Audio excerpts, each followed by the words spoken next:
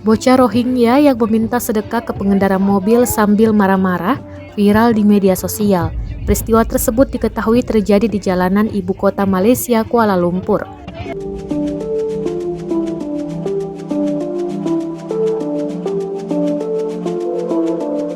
Komunitas Rohingya telah menjadi bagian dari masyarakat di Malaysia setelah insiden berdarah di Myanmar yang menyebabkan sebagian besar warga negaranya bermigrasi ke Malaysia untuk mencari suaka.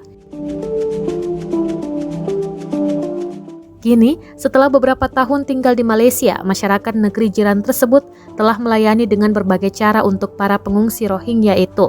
Namun, baru-baru ini viral sebuah video yang diyakini seorang bocah Rohingya telah meminta sedekah di salah satu jalan di sekitar ibu kota Kuala Lumpur.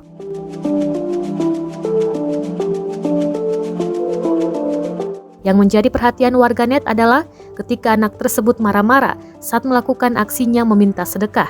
Video tersebut salah satunya dibagikan oleh akun Twitter @malaysiaviral pada Minggu 2 Januari 2022 lalu.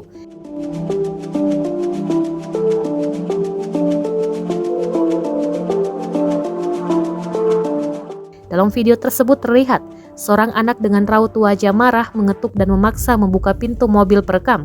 Ia terlihat memegang sejumlah uang kertas ringgit berwarna merah maupun biru yang merupakan mata uang Malaysia.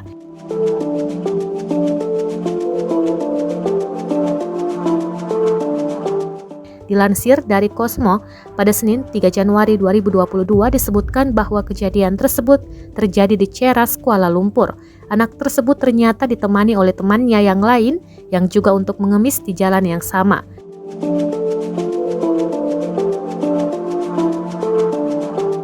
Video berdurasi beberapa detik itu kemudian menyebar di lini masa media sosial Malaysia. Masyarakat mulai menganggap tindakan anak-anak Rohingya itu sudah keterlaluan.